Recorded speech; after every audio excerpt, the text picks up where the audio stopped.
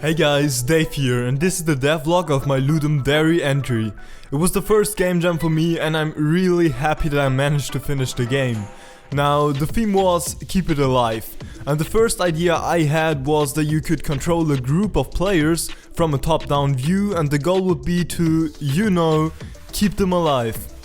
I guess that would hit the theme. So I set up a really simple scene and used nav mesh agents and a small script to move the players. And now they can walk around and dodge walls, yay! Then I wrote down some of the ideas I had and decided what was realistic to do in 3 days, and afterwards I expanded the map a bit.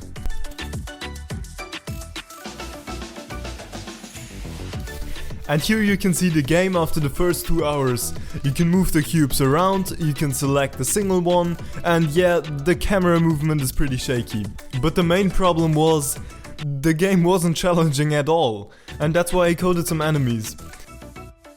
Then I came up with the idea of one cube being the father and the others being children, and only the father would be able to destroy enemies. I also made it that you can select only the children when tapping C, and that makes it a bit easier, I guess.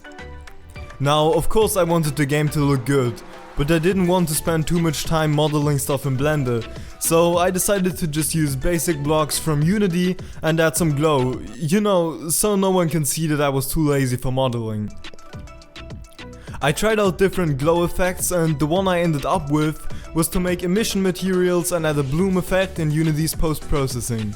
And that you could see the glow even better, I just decided to delete any other light sources and instead also give the ground and the wall a bit of glow. I played around with the lightning and ended up also making like a street lamp and a glowing door, a pink bouncing ball and a glowing particle effect. Now, to spice the game up a bit, I also coded abilities for every child and text effects for every ability. One can give you a speed boost, one a shield that protects you from enemies, and one can teleport the whole family to wherever your cursor is. And that's pretty much how far I got on the first day. On the second day I started with the level design. Of course there was still a lot of coding to do, but I wanted to do that right away while designing the level. So I just wanted to say, obviously this contains spoilers. If this bothers you, make sure to play the game now before continue watching this video. The link is of course in the description. Now here you encounter your first enemies and learn that only the father can beat them. And I also wanted the game to have some kind of background. Later on I also made like a city on both sides, but for now I just added bouncing and glowing particles. Like, what do you want more? The next element was this chasing yellow thing where you have to activate your speed boost or use teleport to survive it. And that's it for the second day. I didn't do so much, most of the game is actually made on the third day. Because if school learned me one thing, always do your stuff at the last day, it can't go wrong. Starting out with a ton of motivation on the next day, I made a big room with enemy spawners, obstacles, and you just have to press the 4 buttons to open the door. And also you can no longer abuse your abilities, because I made some kind of energy system and this violet bar shows how much energy is left.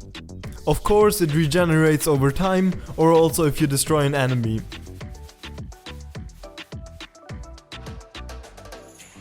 I then coded some moving and rotating obstacles and made a basic parkour with some weird bouncing balls in the middle.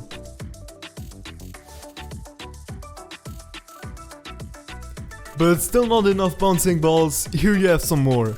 There was still a lot missing at this point, like a respawn system, game over screen, music, and of course a ton of little bug fixes. If you're a game dev yourself, you know what I'm talking about. So I needed to come to an end with the level design, and what better way to do this than with a classical boss fight. To save time I just copied the big room, made everything a bit harder and also coded these exploding balls which fall somewhere next to you.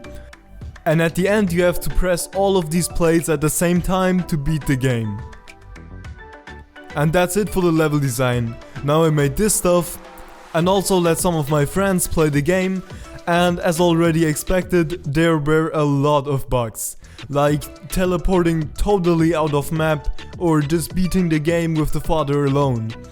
but I fixed them and also added a timer for speedruns, and yeah, also a keys per second display for total tryhards. I then just copied the whole scene, put the family in the boss arena, removed the buttons and called it endless mode. And yeah, you can play that if you want, but only after beating the normal game. And that's pretty much it. I exported the game for Windows and also tried to make it playable on the web, but the graphics were super strange, so screw it. The link to the game is of course in the description, make sure to try it out and maybe also leave me a feedback about it, either on the Ludum Dare website or here in the comments. And I will also make a second video about this game, where I will show you my best time and also give you some more insight in what I thought when making the game and why I made the game like it is now. Could be interesting if you're a game dev. And if you enjoyed the video, make sure to subscribe so you won't miss out the next one.